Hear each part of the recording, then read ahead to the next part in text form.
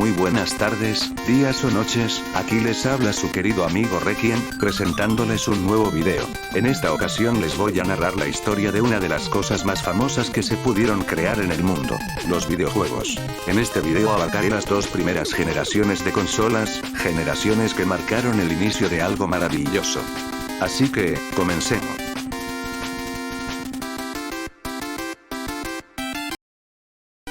La primera generación de consolas inició en 1972, con la creación de la consola Magnavox Odyssey, y terminaría en 1976, con el abandono de muchos fabricantes de juegos POM para la creación de consolas con microprocesador. Pero vamos despacio. Nuestra historia comienza con Ralph Baer, un ingeniero, que en 1966, decidió retomar un proyecto que había abandonado aparentemente 15 años atrás. Juntó a un par de amigos de Sandera Associates, y crearon un prototipo llamado Brown Box.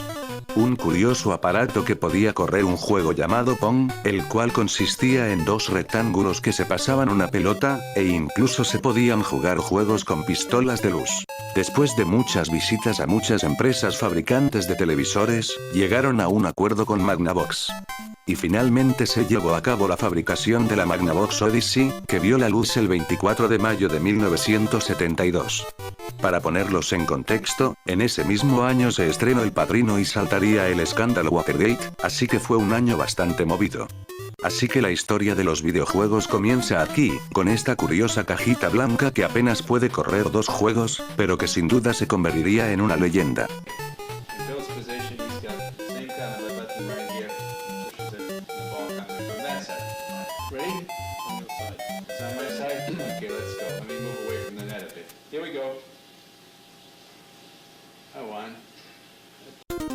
Y a pesar de que la Magnavox Odyssey fuese la primera consola de la historia, realmente ya existían un par de juegos antes de su creación, los cuales son Oxo y Tennis para dos, lanzados en 1952 y 1958 respectivamente.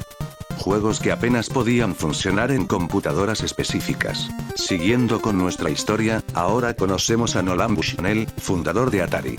Empresa que será muy importante más tarde, quien quería acceder a una muestra pública de la Magnavox Odyssey, y con esa inspiración, junto con Al Acorn, un ingeniero recientemente contratado en Atari, crearon las máquinas arcade, unos aparatos parecidos a los tragamonedas de los casinos, pero con la particularidad de correr juegos. Este invento se convirtió en un éxito rápidamente. La Magnavox Odyssey se distribuyó mundialmente entre 1973 y 1974, y debido a su gran éxito se comenzaron a crear un montón de consolas similares, denominadas consolas Pong, llamadas así por correr el famoso juego. Algunas de estas son las siguientes.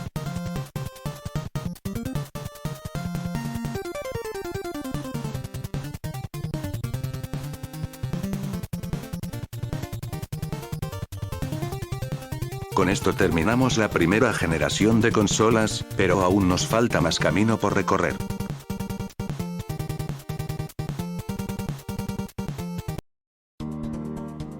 La segunda generación de consolas empezó en 1976, con el lanzamiento de la Fairchild Channel F, una consola que no salió de Estados Unidos, y que representaba un gran avance tecnológico para las consolas.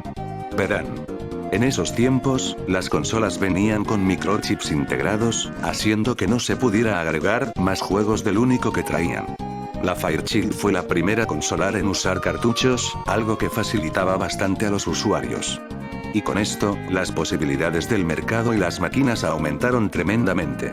Y aunque la Fairchild inició un gran cambio, otra sería la consola que se llevaría toda la gloria del momento. La Atari 2600 fue la segunda consola hecha por Atari, una consola que fue sinónimo de videojuegos por casi toda la generación, y que obtuvo excelentes ventas. También hubieron otras consolas, pero realmente no tuvieron un impacto real. Esas fueron las siguientes.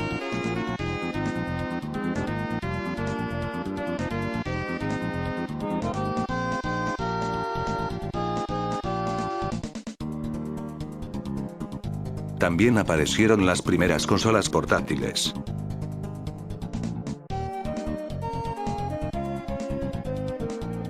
Además, en esta generación se crearon juegos que harían historia e iniciarían grandes sagas, como Pac-Man.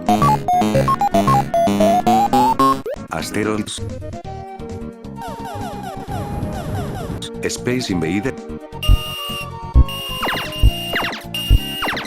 El mejor de todos, Donkey Kong. Todo parecía perfecto en el mercado de los videojuegos, las consolas recibían una gran aceptación, los juegos producían grandes ganancias. ¿Qué podía salir mal? Todo.